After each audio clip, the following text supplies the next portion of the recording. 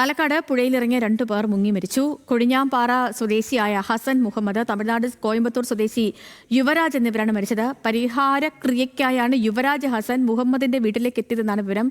പാലക്കാട് നിന്ന് അജിത് ബാബു തയ്യാറാക്കിയ റിപ്പോർട്ടിലേക്ക്. എന്തിനാണ് ഇവരുടെ ഈ പുഴയിലേക്ക് എത്തിയതെന്നുള്ളതാണ് മനസ്സിലാക്കുന്നത്. 2 പേരുടെ ജീവനും നഷ്ടപ്പെടുന്ന സാഹചര്യമാണ് ഇപ്പോൾ ഉണ്ടായിരിക്കുന്നത്. മറ്റേ ഹസൻ മുഹമ്മദിന്റെ വീട്ടിൽ ഇവർ കർമ്മം ചെയ്യാനായിട്ട് വന്നാണെന്ന് പറയണം. അവിടുന്ന് ചെയ്ത് കഴിഞ്ഞതിന് ശേഷം അത് ഒഴുക്കാനായിട്ട് പുഴയിലേക്ക് വന്നു എന്നാണ് ഈ യുവരാജിൻ്റെ വീട്ടുകാർ നമ്മുടെ അടുത്ത് പറഞ്ഞിട്ടുള്ളത്. അതിനുശേഷം ഇവിടെ ഇവർ 2 പേരും വന്നു. ഇവിടെ പശുവിനെ തിരിക്കാനുള്ള ആൾക്കാർ വന്നപ്പോഴാണ് ഇവിടെ ഡ്രസ്സ് കിടക്കുന്നുണ്ടായിരുന്നു. അപ്പോൾ അവർ വന്ന് നോക്കിയപ്പോൾ ഈ ഹസൻ മുഹമ്മദിൻ്റെ മൃതദേഹം കണ്ടു. അപ്പോൾ തന്നെ പോലീസിനെ വിവരം അറിയിച്ചു. ഉടൻ തന്നെ പോലീസ് എത്തി പരിശോധന നടത്തി. അപ്പോഴാണ് മറ്റൊരാളുടെയും കൂടെ ഡ്രസ്സും കാര്യങ്ങളും കണ്ടു. അതിനെ തുടർന്ന് ചുറ്റുവരുന്ന ഫയർഫോഴ്സും സ്കൂബ ടീമും എത്തിയിട്ട് 1.5 മണിക്കൂറോളം പരിശ്രമിച്ചിട്ടാണ്.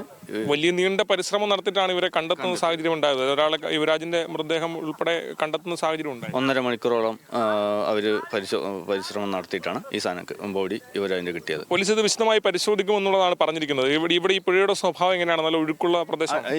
ഇവിടെ അടിയൊഴുക്കുള്ള സ്ഥലമുണ്ട്. അപ്പോൾ ചില ഭാഗങ്ങളിലൊക്കെ ഒഴുക്കുണ്ട്. അറിയാത്ത ആൾക്കാർ വന്നു കഴിഞ്ഞാൽ ഇവർ തമിഴ്നാട്ടിൽ നിന്നും വന്നിട്ടുള്ള ആൾക്കാരാണ്. അതുകൊണ്ട് പിന്നെ അവർക്ക് ആ വശമില്ലാതായിരിക്കാം.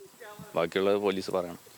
എങ്ങനെയാണ് ഈ സംഭവം ഇവിടെ ഉണ്ടായതെന്നുള്ള കാര്യത്തിൽ ഇപ്പോഴും വ്യക്തതയില്ല. പക്ഷേ ഇത്തരത്തിൽ ഈ പരിഹാരക്രിയകൾ ചെയ്തതിന് ശേഷം ഈ പുഴയിലേക്ക് ചില കാര്യങ്ങൾ ഒഴുക്കാനായി എത്തിയപ്പോഴാണ് ഇത്തരത്തിൽ ഈ അപകടമുണ്ടായത് എന്നുള്ളതാണ് പ്രാഥമികമായി മനസ്സിലാക്കുന്നത്. ക്യാമറമാൻ രമേശ് റാമിനൊപ്പം അജിത് ബാബു, ന്യൂസ് മലയാളം.